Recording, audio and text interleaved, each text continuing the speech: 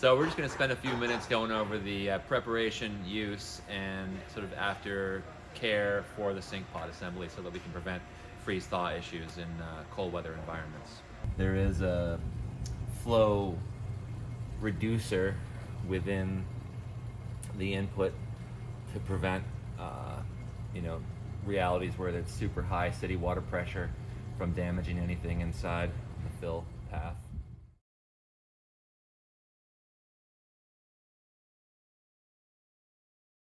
There you go.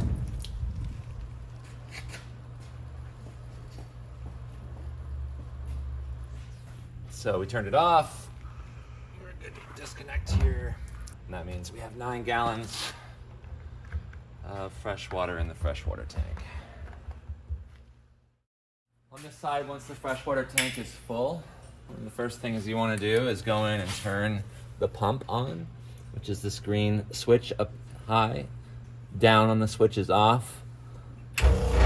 Up on the switch is on. The pump is going to need to be, we have to engage the faucet. Oh, see, it already equalized, so that's good. Pressurized. And so pump on first. And the second switch we're going to turn on, which is hard to see, is in the middle of the water heater. There's a little additional toggle here, and it's to the back. To the front is off, to the back is on, and all that does is allow these two D-size batteries to power the igniter. That switch can be left on because as long as the igniter isn't being actuated by the faucet, it's not wearing on that battery. But it's good practice in general to turn the pump switch and the hot water heater switch off. So one of those two on, we're then gonna hook up the propane, which we have an adapter for these small camping style tanks, but you always want to put the adapter on this portion of the hose first, not on the tank. If you put the adapter on the tank first, it will bleed propane straight out of it, and that's never a good reality. The same thing when you remove it, remove the tank from the adapter rather than the adapter from the regulator hose. So, you can run it outside the tank, outside the sink pod, inside the sink pod. Just for explanation purposes, we're gonna have it out. And then on the tank itself, there's a little window where you can see the burner, going once the hot water starts. And we're gonna bleed this system. We're gonna run the cold water first, just to make sure the air is out of this. You can hear the pump engage. So cold water has been run. Just as an additional note, it's always good to have your temperature, which is this knob back here, at max. And then you can vary the actual output temperature of the water by varying the flow through the tank. When you're on minimum flow, the hot water is going to be hotter, but it's less of it will be coming out. When you're on sort of medium flow, the water will cool down, and when you're on max flow for water, it'll be the coolest. So we'll start it sort of at the minimum flow to have the water be the hottest and really be able to gauge that. But ultimately, once we turn this hot water on, we should hear the water heater igniter click, click, click, and then shortly after we should be able to look through that little 3-tier drop window and see the burner actually engaged. There it goes. You can see we have hot water. It's quite hot actually. And you always want to kind of confirm that the burner is going by looking through the viewing port. But also, if the water doesn't get hot, you know that something's awry in the mix. Typically, it's the propane tank being empty. All right, so we're just going to go over some of the interior components, and then we're going to go through a drain down series that needs to happen before this unit is exposed to freezing temperatures. In particular, the water heater is the most sensitive. Ultimately needs to be completely devoid of water in order to avoid a freezing expansion damage reality. So we're gonna go through that. First things first, we've got to make sure our pump is on. We can turn the water heater off, which it is off. And then we're just gonna start moving water through the system from the fresh water to the gray water side, and that'll take approximately 6 or 7 minutes. So another thing to note inside is that there's a 12-volt battery which is actually powering this pump, and above the 12-volt battery is a charger. So if you have the ability and access to 110-volt power when you're on site in addition to a hose, it's always good to plug this in to ensure that you don't run out of battery power. This actually will give you auxiliary power while you're plugged in, and then at night when you're home or wherever you store your oven, go ahead and plug this in overnight and it'll trickle charge the battery if you're going to an event or a site that has no 110-volt power. So that needs to be plugged in order to recharge the battery. You can hear the pump tone change, and our flow is decreasing, and we're going to start seeing air. We want to keep that going until there's no more significant water coming out. We also want to open the hot side at the tail end to ensure that we can push some water through there as well. That should be good. So we'll turn the pump off, and then the next thing we're going to do is we're going to disconnect this piece of plumbing, this 3/8 line here. There's a little gray collar going into this connection. You push it back toward the fitting and pull the piece of tubing straight out. So they're called push to connect fittings. Every fitting underneath the oven, underneath the sink pod, is a push to connect fitting. So every bit of hose could be disconnected if need be.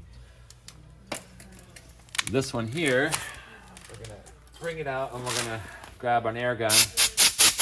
And you don't have to go full pressure, but the valves in the sink faucets are still open.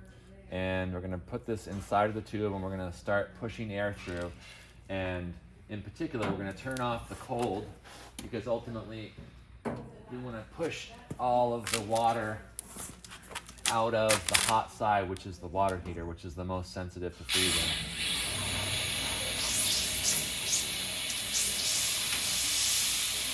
And we do this until we're just pure air, no more water.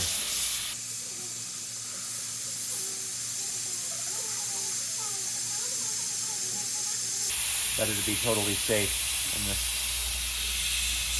particular activity. We'll go and turn the cold on and just blow that as well, just to be sure.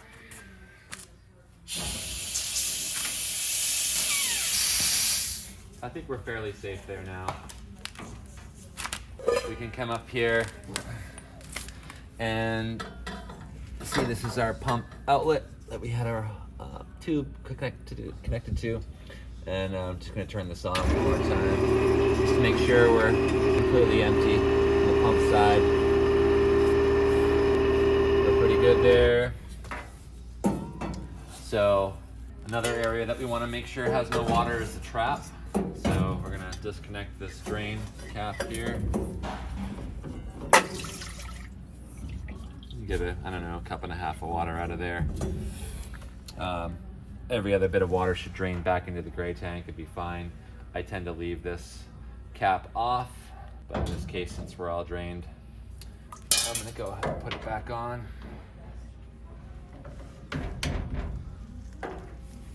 And then way back on the other side of the pump, a little filter inlet basket. Can't quite see it, but behind the pump, it's really good to take the clear bottom off of that, and I'll go ahead and unscrew that now. You can see there's a little bit of water in there, and I'm gonna put that back on. So that's back on, it's dry, the trap is drained, and now we're gonna go ahead and pull out this fitting, which is the cold inlet for the hot water tank. Push the orange collar back, and so you can see that's out. And this just needs to be aligned kind of straight when you go to put it back in. And if you pre-wet the edge of the tubing before you push it, that's ideal. I'm gonna reconnect it. The easiest place to do this is to take it out of this other fitting, give it a little lick. hold the back of this fitting as you push it in so it's not too much force, and then leave it like that. I'm gonna leave that one disconnected, and that's the one that should be reconnected in addition to this guy here back up onto the accumulator tank fitting. So we've blown it out, physically moved the water through with the pump into the gray water tank. So there's only two things remaining. There's a little bleeder screw on the underside of the tank here, on the underside of the hot water heater. I don't know if you can see that. There's a little knurled screw, and you have to have a fine screwdriver, and you go up inside of this knurled reality until you find the little flathead screw, and then spin it out maybe 5 or 6 turns, something like that. See if any water comes out. It doesn't appear that any did, so I'm gonna put it back in until it just starts to feel snug. Don't over tighten that screw. So we're gonna go ahead and restow propane regulator hose, and we have our propane tank adapter. We also have our sink drain strainers. I'm gonna put the propane adapter in with them. We're all set in there at this point. Now we can go forward and drain the gray water tank. So now we're gonna actually drain this down. We're inside, and to be a little bit neater, I'm gonna do this in 3 5-gallon buckets. I think it's a 13-gallon gray water tank. But if you're outside, you can drain it straight under the ground, or you can adapt it with various pipe fittings to move to a hose adapter. Just gotta...